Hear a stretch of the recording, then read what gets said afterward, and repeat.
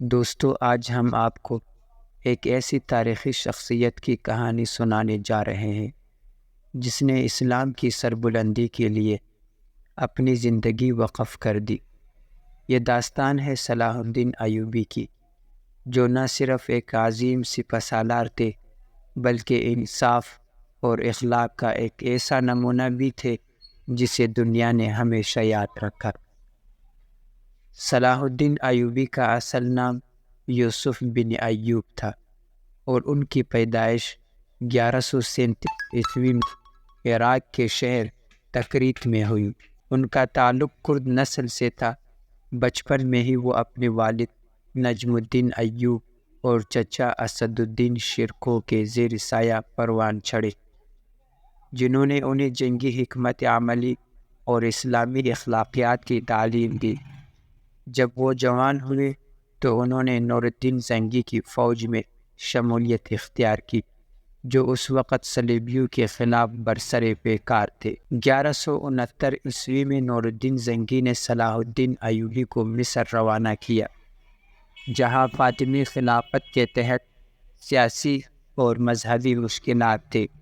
اپنی حکمت اور قوت سے صلاح الدین نے یہاں کی حکومت سنبھالی اور فاطمی خلافت کو ختم کر کے عباسی خلافت کو دوبارہ قائم کیا۔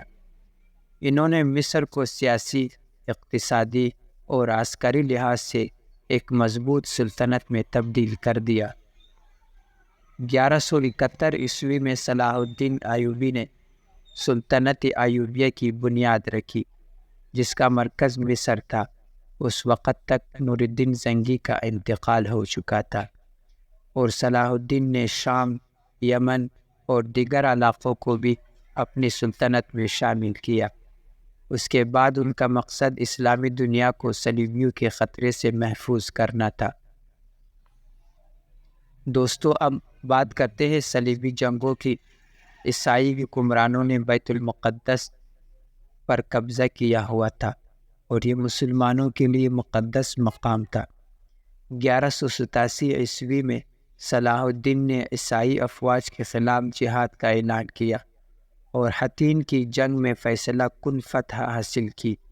اس جنگ میں صلیبی افواج کو شکست فاش کا سامنا کرنا پڑا۔ یہ کامیابی نہ صرف عسکری لحاظ سے اہم تھی بلکہ اس نے صلاح الدین ایوبی کو ایک عظیم رہنما کے طور پر ثابت کر دیا۔ حطین کی فتح کے بعد صلاح الدین ایوبی نے بیت المقدس کا رخ کیا اور ایک فیصلہ کن معرکے کے بعد اس پر دوبارہ مسلمانوں کا قبضہ قائم کر دیا۔ لیکن یہ وہ وقت تھا جب ان کی رحم دلی اور انصاف کا مظاہرہ دنیا نے دیکھا۔ انہوں نے شہر میں داخل ہونے کے بعد کسی پر ظلم نہیں کیا، عیسائیوں کو آزادانہ طور پر اپنے عقائد پر عمل کرنے کی اجازت دی اور ان کے ساتھ انسانی سلوک کیا۔ ان کی رحم دلی اور انصاف نے یورپ کے بادشاہوں کو بھی ان کا گرویدہ بنا دیا۔ بیت المقدس کی فتح کے بعد صلیبی بادشاہوں نے صلاح الدین کے خلاف ایک اور جنگ کا اعلان کیا۔ ان میں انگلینڈ کے بادشاہ رچرڈ شیردل خاص طور پر قابل ذکر ہے۔ دونوں عظیم سپہ سالاروں نے کئی معرکے لڑے لیکن کسی نے بھی فیصلہ کن فتح حاصل نہ کی۔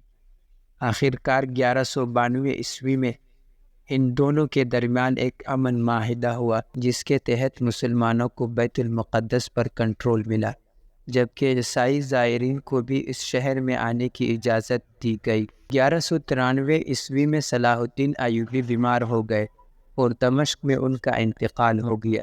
ان کی وفات پر اسلامی دنیا میں غم کی لہر دوڑ گئی۔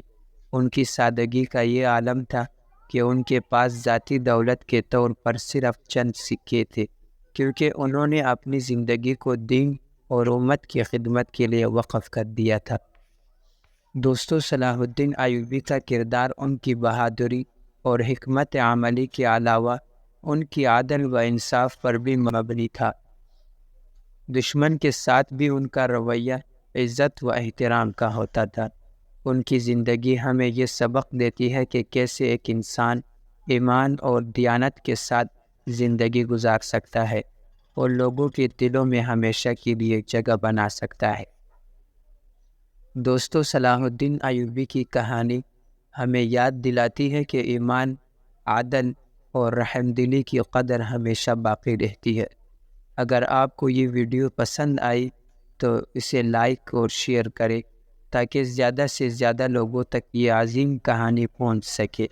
مزید ایسی تاریخی اور اسلامی شخصیات پر مبنی ویڈیوز دیکھنے کے لیے ہمارے چینل کو سبسکرائب کریں۔ اللہ حافظ۔